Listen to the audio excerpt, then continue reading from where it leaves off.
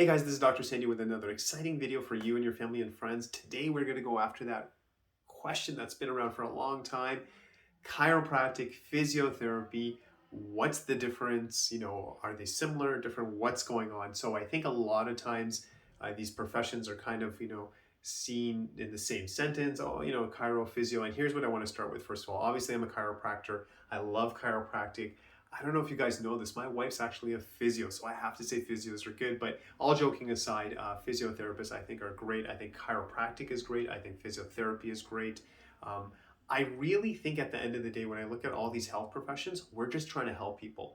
So today I'm going to make a video kind of explaining where chiropractic and physiotherapy is similar and then where we're kind of different, but how they're both amazing professions. So let's just jump into it. So where we're similar in chiropractic and physio, and again, as I make this video, I know within chiropractic, I know within physio, someone may go for special training and then they may be specialized in different fields, but I'm talking in broad definitions, broad categories. A typical chiropractor, a typical physio, that's where I'm coming from. So where we're similar, we want to help people and we won't use drugs. We're not going to use surgeries or injections. We're looking for conservative, natural ways to rebuild the body, work with the body to restore how people are feeling, the functioning, get them moving again. So this is where we're similar. We're natural ways to work with the body, and we're not going to use drugs or surgery or injections. I'm speaking overall, big categories. That's the general chiropractor and then the general physio. So that's where we're similar, working with the body naturally, getting people feeling better, getting them moving again. So that's where we're similar. And then from there, that's where it kind of changes. So in chiropractic, what we're doing is our training, our focus, what we're known for is working with the spine. So other health disciplines, obviously including physiotherapists, obviously get trained, but this is where the majority of our training is in chiropractic. We look at the spine, we look at the nerve system. So my thinking is this, that when it comes to the specialist for the teeth, obviously that would be a dentist, specialist for the eyes, the optometrist, ophthalmologist, those kind of things. So where chiropractic is different, other people do study the spine, of course they do, but we really have the core of our education on the spine and the nervous system, really looking at with a tremendous detail, how are these areas working, how are they functioning, the joints, the discs. We really dedicate our profession in that direction. So that's what chiropractic is doing. And I think what's powerful about chiropractic as well, we know that the more we can align that system, have pressure off those nerves, yes, we want to help muscles so the body can move better, but we also know that the more we can balance the nerve system, those same nerves are also overlapping into organ function. So we're talking better breathing, better respiration, heart function, digestion. So it's a very holistic technique. It's a very holistic profession where we're saying the more we can make the spinal cord stronger, the more we can make the spine stronger, everything will work better. We're using this as a conduit to make everything better. So some people might say, oh yeah, so chiropractors, you guys deal with, the neck, the mid back, the low back, and you're just working here, which is true. Yes, we're doing that, but we're also working on these systems so that your hands are better, you can think better, the digestion, everything from elimination, the bladder, all these systems are as strong as possible. So that's where chiropractic comes in. Now, typical chiropractor, and I do this as well, we'll show our patients stretches that they should do. We will recommend maybe certain diet recommendations as well. And that's part of it. The way I practice, I'm very big into lifestyle management. I think there's value in prayer, meditation, obviously being around positive people, positive relationships. Those are all good things. But at the end of the day, the job of the chiropractor is really working with the spine and nerve system and really dedicating our professional careers to this so our patients can be healthy again naturally.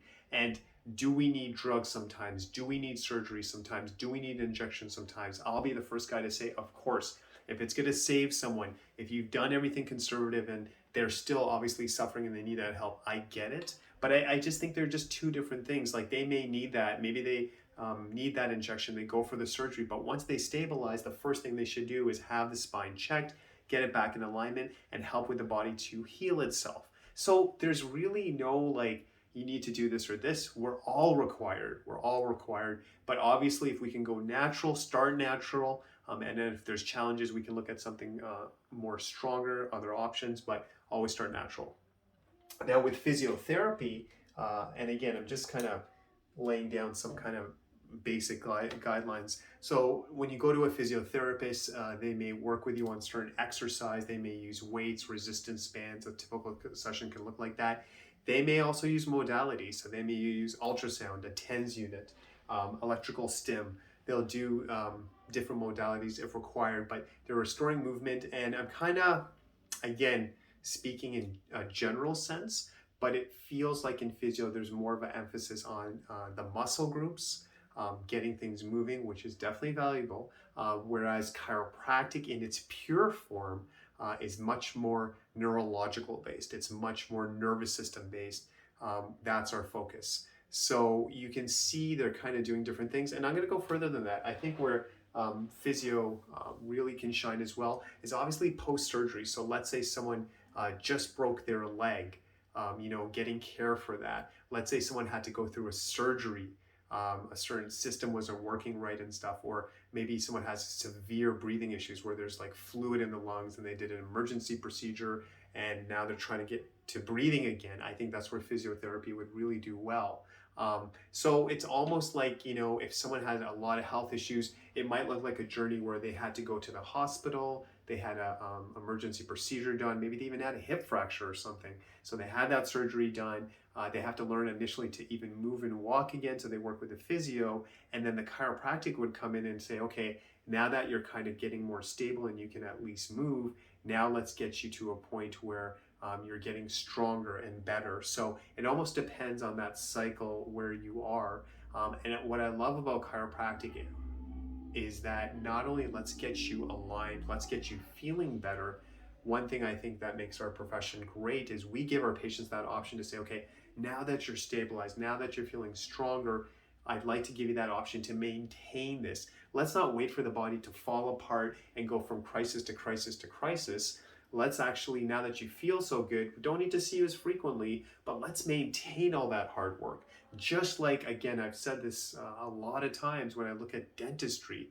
What a profession, They taught people that, why go from pain, suffering, wait till everything falls apart. Let's get you feeling better, stabilized, and then let's maintain the teeth. And it's funny because some people will say, oh, I heard once you see a chiropractor, you have to go forever. And here's the truth, guys. You don't have to do anything. You don't have to exercise. You never have to see a dentist. You never have to do anything. It's a choice. And we do have patients who come to us. They choose maintenance because they're like, well, I feel better and I want to maintain it. I know in the beginning I might have came more frequently, but I just feel so good. I choose to maintain my body with chiropractic. That's like someone saying, you know what, I exercise and I feel great. You're choosing to do exercise, not because you have to, because you just see the benefits and you feel good and it makes sense to you. Seeing your dentist, like I love to, I'm not saying love because sometimes it's painful, but I choose to go to my dentist on a regular basis because I want to maintain the teeth. I don't want to wait till they really get bad. I need a surgical intervention. I don't know if it gets really horrendous. I might need dentures or something. I don't want that. I'd rather go periodically. If they see a little problem, fix it up in those early stages. And then as best as I can, I want these teeth to last a lifetime. And speaking of that, if you think about your spine, if you don't maintain this, then you do need a procedure.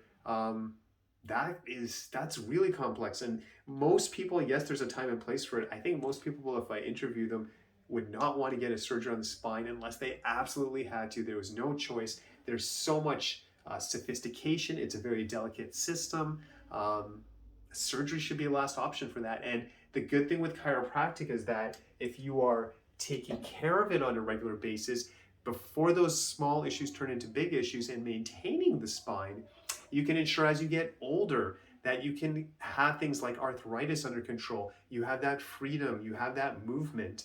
And of course, as I make this video, I'll tell you, I have some patients who, they get well, they take a break because they go, hey, I'm good. And then, we get that phone call like, hey, Dr. Sandy, everything kind of came back. And why do things come back in life? Well, you're sitting all day. You're taking care of your family, you're busy, you're stressed. Maybe one night you didn't sleep enough. That goes into the nerve system. Then the nerve system gets overloaded. Certain systems don't move right. The muscles get stiff. certain organs are not getting the information they need. So we see this breakdown. And here's the question you have to ask yourself is, how do you envision your life? How do you envision your 30s, your 40s, your 50s, your 60s, your 70s, your 80s? And some people will be like, oh, in our family, there's a lot of health issues. More of a reason to take care of the body and definitely take care of the nerve system through chiropractic. But let's be proactive. Let's take care of the body. Let's not be crisis driven. And again, I'm going to close with this. Chiropractic and physio are both amazing professions. Chiropractic is much more neurological based. Physio is more muscular based. And I think with chiropractic, we're also big into lifestyle management, natural, focusing on the spine to help the body globally. Physio, we're looking at more larger movements, exercise, which is valuable. And I'll be honest, I think where physio shines is where post-surgery, if someone's had a hip replacement, someone's had some organ challenges, they had to get an emergency procedure, and now they just want to move again, they want to eat again. In those initial stages, I think physio is very valuable. But after that, chiropractic can come in and rebuild them and hopefully maintain them so they have a good quality of life, a natural life where they're free, healthy, and independent, because really that is the vision of chiropractic. So God bless you. I hope you really got value out of this video. Wishing you amazing health, happiness, success, and as always, God bless you.